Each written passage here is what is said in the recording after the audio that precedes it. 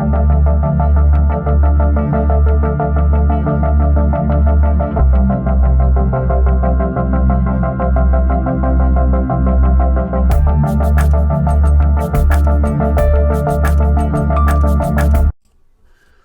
is up, YouTube? Bobbles and Ball Cards back with another video. Hope you all are having a wonderful week out there. It's Wednesday night. I wanted to do something fun. I don't know how many people will be interested in this. It's like there's some channels out there that dabble in this, but not, it's not a large base where people are going to be interested or whatever. But I thought it would be fun. Thought it'd be a little catchy name, but I might do like a little series. I don't want to commit to any particular day each week, but I'm going to try to like maybe do a video each week and maybe have some other people on, do videos together. I know JD likes this sport a bit as well. But if you didn't catch my Instagram post yesterday, hockey is back, and I've spoken on it before. It's something I've really gotten into. Really enjoy watching the games, collecting the cards, learning, more about the sport. But it's also something that I've kind of realized. It's easier for me to follow my gut and take like risk on maybe, I know a lot of folks like prospecting players and stuff. Hockey has been really fun for me, and it's allowed me to confirm that some things I do see in like players, even in other sports, it's gave me confidence, and sometimes just following my gut will work out. And it's really fun to when when you follow your instincts and what and believe in yourself, and it pans out. And there's been several occasions now within hockey, and again, I'm not like a professional in it. I've been watching games for like 2-3 years now. Maybe we started ripping hockey in like 2019-20. Me and the missus got some one day from Walmart, and then we decided to try some hobby boxes and stuff, and we've had a lot of fun with it over the years. But I'm not like, I can't sit here and say I got 30 plus years knowledge on hockey. I don't. But on the flip side of that, and the series, before I get into it, I thought this would be fun. I'm going to call it Puckin, Flip It. Play on the puck. But Puckin, Flip It. Because I do have issues sometimes, even like, again, following my instincts, following my gut, and trying to target cards to maybe flip or whatever. And I thought this would be fun. Maybe along the way I can help folks out, share some thoughts on players, or who knows. We'll see where it goes. But anyway, I wanted to kind of share a couple things here real quick. Again, first off, excited that hockey is back. So that's one thing that's very exciting. But go over here. All right. So I'm going to show this first. That's why I got the camera up. Here's a Kirby doc. Now, this is a Young Guns, and if you notice, it's red down there. It says exclusives, and it's serial numbered out of 100. These are hobby-only hits, or you can get them out of ePack. But whereas, and this isn't the same year, but this would be a base Young Gun. It's not numbered or anything. Young Guns come in several different tiers.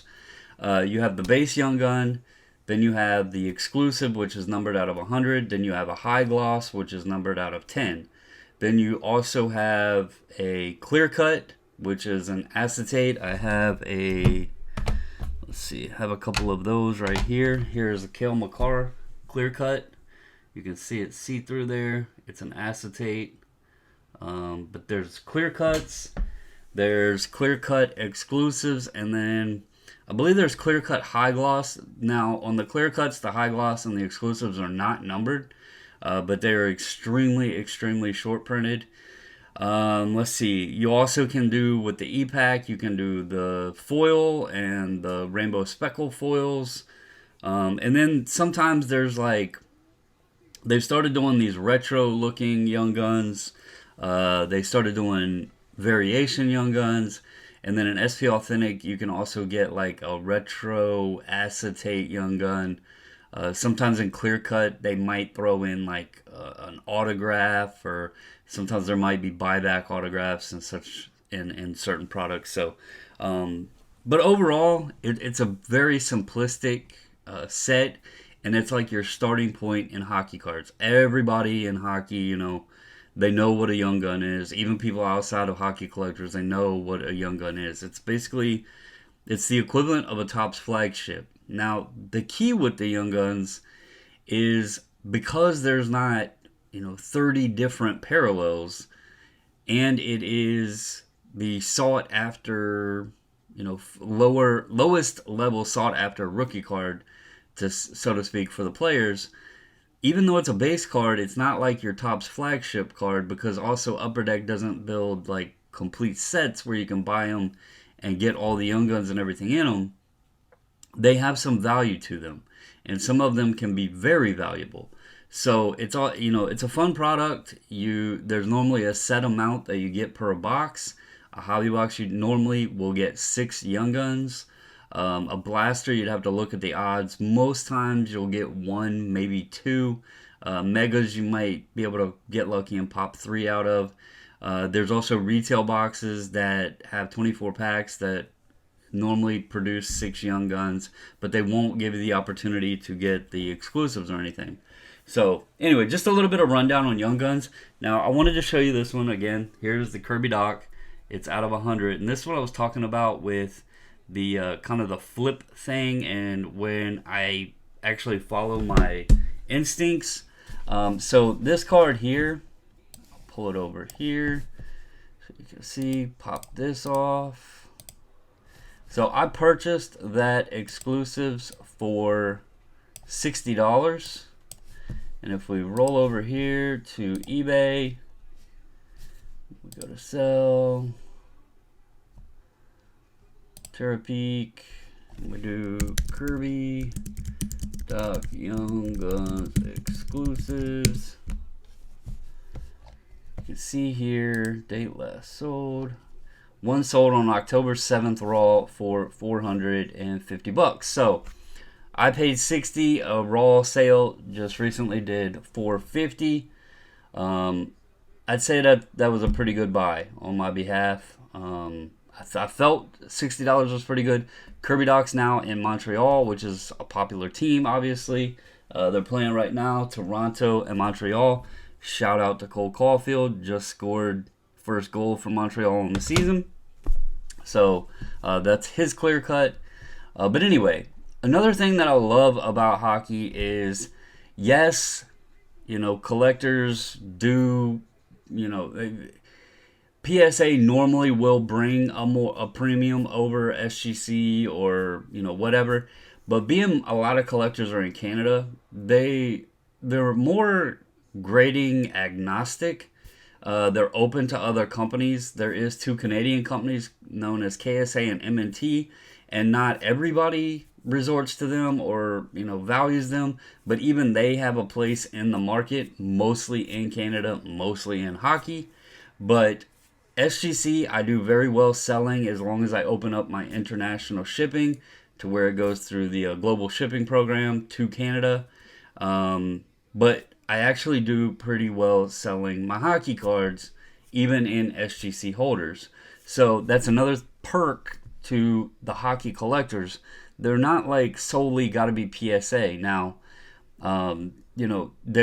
obviously, if you watch Carlos and he runs the PSA Canada channel, there's a large group submitter in PSA. That makes it a little bit easier for folks in Canada to get their cards graded through PSA. But overall, from what I've noticed, when folks are buying cards, they're not specific. They don't necessarily need one particular slab, which is nice. And I'm going to show you an example of that. So here is a Upper Deck Brady Tkachuk. I just sold this card last night packaged it up, shipped it out today. You see here 119.99 what I sold it for. SGC 10, Gem Mint, Brady Kachuk. And then the shipping cost because of the global shipping. Unfortunately, the Canadians have to pay a bit in shipping. But $18.57. Now, if you go over here, here is a PSA 10. It was $15 shipping. It did $127.50 on October 9th. On October 2nd, there was a PSA 10 to $121 with $5.60 shipping. So the last two of them are averaging about $124, and I got $120 for mine. So you're not always going to see this, but there is instances where the prices are pretty close, and it makes it nice. Like, I can put my SGC stuff fairly within reason. And you know, sellers aren't going to like necessarily nitpick. There's certain instances where the cards will garner different values, but it's kind of dependent on the player and, you know, the volume of sales and that sort of thing. As with everything, even in baseball and stuff like that too. But anyway, I just wanted to kick off again. I might do this as a weekly series. I might see if JD wants to hop on talk hockey. Might talk about some players that I think could break out. I don't normally give like advice on who to buy and that sort of stuff, but it might be just fun to kick around the idea, share some stuff with you guys, share some players or how give an example of how I look at players. You know, maybe some ideas on how I go through it. Like Kirby Doc, the cool thing with him and one reason I like him, if you notice, this card's from 1920. So it's been out a couple years. I mean, 2022, 23 is about to come out. And if you notice, he was born in January of 2001. So he's still 21 years old. Card came out in 1920. And, I mean, he'll be 22 in a couple months, but still very young. So although he hasn't started off at the strongest of starts, he's now up in Montreal. And he's still young, so I thought it was a good buy at $60 when I had the chance, so snagged it. And then obviously, as you've seen, there was a recent sale for $450. So anyway, I hope you guys like this. I'll do it like Puckin Flip It, episode 1 or something like that, and we'll see how it goes. But anyway, hope you guys have a wonderful evening. As always, stay safe. Stay healthy, and until the next video, I'm out.